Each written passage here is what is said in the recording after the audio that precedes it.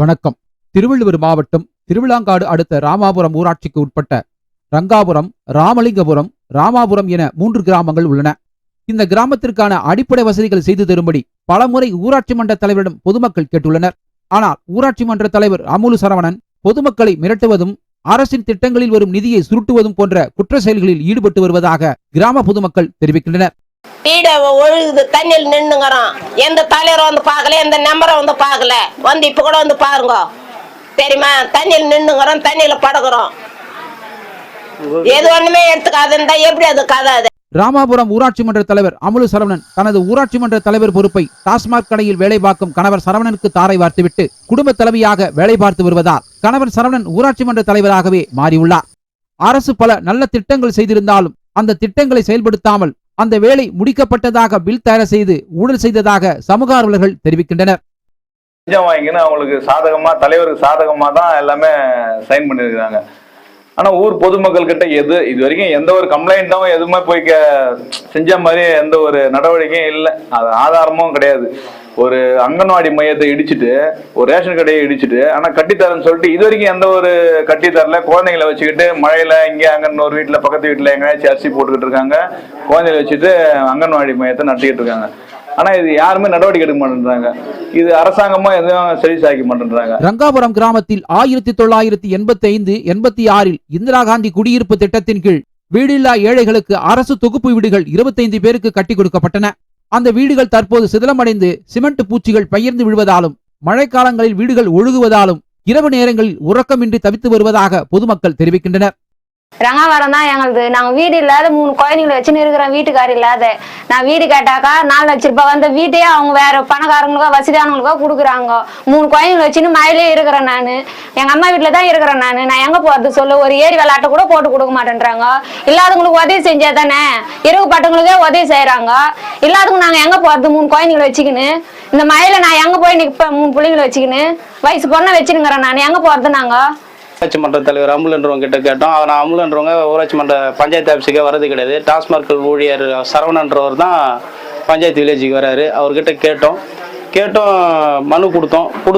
அதுக்கான ஃபண்டு இல்லை அப்படின்னு சொல்லிட்டாரு. இது குறித்து ஊராட்சி நிர்வாகத்திடமும் திருவிழாங்காடு வட்டார வளர்ச்சி அலுவலகத்திலும் மாவட்ட ஆட்சியரிடத்திலும் பலமுறை மனு கொடுத்தும் இதுவரை எந்தவித நடவடிக்கையும் எடுக்கவில்லை. தினக்கூலி வேலைக்கு செல்வதாலும் தங்களால் வீடு கட்ட முடியாத சூழ்நிலை இருந்து வருவதாலும் இந்த தமிழக அரசு எங்களுக்கு கலைஞர் கனவு இல்ல திட்டத்தின் கீழ் தொகுப்பு வீடு கட்டி தருமாறு பொதுமக்கள் கோரிக்கை வைத்தனர். சிட்டிசன் திரைப்படத்தில் வரும் தடுப்பணை கட்டி ரசீது கொடுக்கும் காட்சியை போன்றே ரங்காபுரம் ஏரி நீர்வரத்து தடுப்பணை கட்டியதாக பில் போடப்பட்டது அப்பகுதி மக்களிடையே அதிர்ச்சியை உண்டாக்கியுள்ளது. ரங்காபுரத்தினுடைய ஏரியினுடைய ஒரு முகப்பு பகுதியில் நின்றுட்டு இருக்கும். இந்த ரங்காபுரம் ஏரியை நம்பி கிட்டத்தட்ட 100 விவசாய குடும்பங்கள் இருக்கு. இந்த ரங்காபுரம் ஏரியினுடைய முக்கிய வரவு கால்வாய் இந்த கால்வாய் தான். அதாவது இதுக்கு பேர் வந்து ஊரில் எங்கே கேட்டாலும் வெள்ளக்காக்காவா அப்படின்னு சொல்லுவாங்க. இது அந்த காலத்துலேருந்து சொல்லிக்கிட்டு இருக்கிற ஒரு கால்வாய். இந்த கால்வாய் வழியாக தான் கிட்டத்தட்ட மிட்டப்பாளையம், ஆனப்பாளையம் அருகில் உள்ள ஒரு பாயினுடைய ஒரு மாந்தோப்பு, இங்கே பழையக்கூடிய மழைகள்லாம் நீரோடை வழியாக வந்து இந்த கால்வாய் வழியாக வந்து தான் இந்த ரங்காபுரம் ஏரிக்கு நீர்வரத்தை நிரப்பி கொண்டு இருக்கிறது. இந்த கால்வாயை கடந்த 2023ஆம் ஆண்டு ஊரக வளர்ச்சி மற்றும் உள்ளாட்சித்துறை சார்பாக ரூபாய் 5,50,000 மதிப்பீட்டில் செக் டேம், அதாவது தடுப்பணை, இந்த ஏரிக்கு தடுப்பணையை கட்ட இந்த வெள்ள கால்வாயை ஒதுக்கியிருக்கு அரசாங்கம். அந்த ஒதுக்கப்பட்ட இடத்துல இது பார்த்துக்க, வெள்ள கால்வா பணியே முடியல, அது அப்புறம் இருக்கட்டும் சொல்கிறோம்.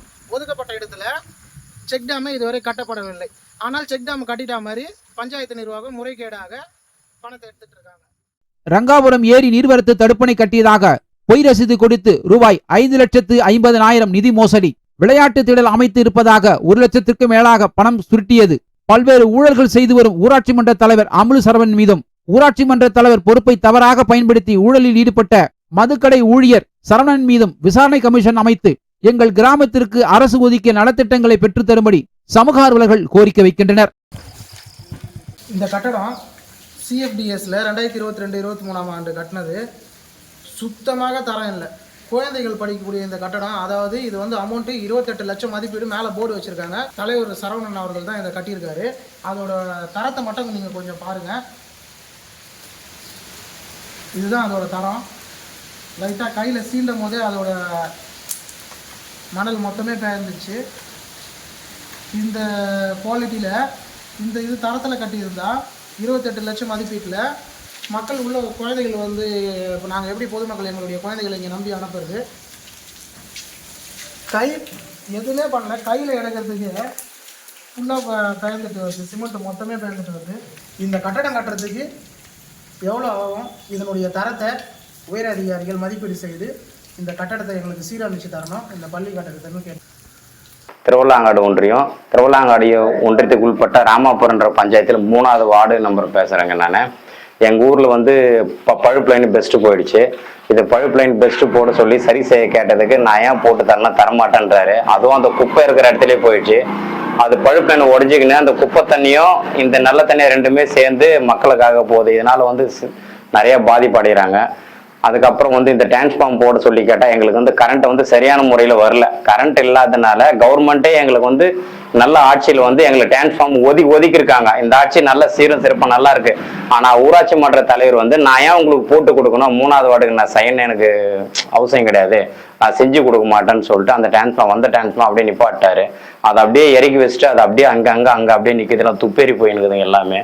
இதை கேட்டதுக்கு நான் எந்த ஒரு பதிலும் சரியான தகவலும் இல்லை. அந்த சுடுகாடு எரிமேடெல்லாம் கட்டினாரு, ரோடெல்லாம் சும்மா உடஞ்சி போயின்னு இருக்குது. ரோட்ல வந்து செம்மண் ரோடு பாதையெல்லாம் மொத்தமே உடஞ்சி போச்சு.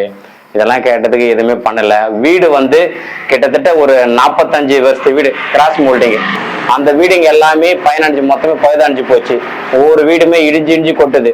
இந்த 5 வருஷத்துல எல்லா வீடியோ கலெக்டர் சப்கள் மொத்தமே வந்து பார்த்துட்டு போனாங்க. இதுவரை எங்களுக்கு அந்த ஒரு வீடு கூட எங்களுக்கு ரங்காபுரம் காலனி 3வது வார்டு கொடுத்ததே இல்லை.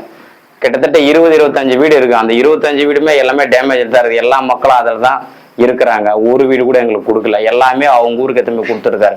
அவங்க ஊர்ல வீடு கொடுத்தவங்களுக்கே கொடுத்த வீடு, ஒவ்வொருத்தருக்கு 4 வீடு 3 வீடு எல்லாம் பணக்காரனா பார்த்து கொடுக்குறாரு, வசதி உள்ளவனா பார்த்து கொடுக்குறாரு. இந்த ஏழைங்களுக்கு எல்லாம் எதுவுமே சரியான முறையில் எதுவுமே பயன்படுத்துறது இல்லை. கேட்டா திமிரான வார்த்தை, திமிரான பேச்சு, சரியான பதில் இல்லை, அந்த மாதிரி பண்ணிட்டு இருக்காரு. மழை பெஞ்சா எல்லா தண்ணியுமே வீணா போகுது. அந்த மதுகுல இருக்கிற ஏரியில தண்ணி இல்லாதனால எங்களை விவசாயம் பண்ண முடியல. எல்லாமே முள்ளு செடி முளைச்சு எல்லாமே மொத்தமே போயிடுச்சு. அதையும் எங்களுக்கு கட்டி கொடுக்கல. விளையாட்டு மைதானமும் கட்டி கொடுக்கல. அதுக்கப்புறம் ரேஷன் கடை, அந்த ரேஷன் கடை எத்தாந்து கடைக்கால் போட்டு பேஸ்மெண்ட் ஏற்றிட்டு அதையும் கட்டி கொடுக்காம போயிட்டாரு. எதுவுமே பண்ணாம அப்படியே நிக்குதுங்க. திருவள்ளூர் மாவட்டம் திருத்தணி தாலுக்கா திருவள்ளாங்காடு ஒன்றியம் ராமாபுரம் பஞ்சாயத்துக்கு உட்பட்ட ரங்காபுரம் கிராமத்தில் இந்த கடந்த 5 வருஷமா தலைவராக இருந்தவர் அடிப்படை வசதி எதுவுமே எந்த வசதியுமே செஞ்சு தரல. இதுக்கான நடவடிக்கை யாரும் வந்து எடுத்த மாதிரியும் தெரியல. ரோடு போட்டு எங்கள் ஊர் ஒரு 3/4 கிலோமீட்டர் இருக்கும், 1 கிலோமீட்டருக்குள்ளே இருக்கும். அந்த ரோடு ஸ்கூல் பசங்க போகிறது வர்றது எதுவுமே எல்லாம் கல்லு முள்ளோட தான் இருக்குது. அந்த ரோடு போட்டும் 20 வருஷத்துக்கு மேலே ஆகுது. ஆனால் எல்லாமே ரோடு போட்ட மாதிரியும் ஒரு பிளே கிரவுண்டு செஞ்சு தர மாதிரியும் செஞ்ச மாதிரியும் ஊழல் பண்ணிருக்காங்க. அதே மாதிரி தடுப்பணை கட்டித்தரேன்னு சொல்லிட்டு இந்த ஊருக்கு வர வேண்டிய தடுப்பணையை எடுத்துன்னு போயிட்டு பக்கத்து ஊரில் கட்டி அந்த பணத்தை பார்த்தாச்சு. இதில் வார்டு நம்பருங்க எல்லாருமே லஞ்சம் வாங்கின்னு அவங்களுக்கு சாதகமாக தலைவருக்கு சாதகமாக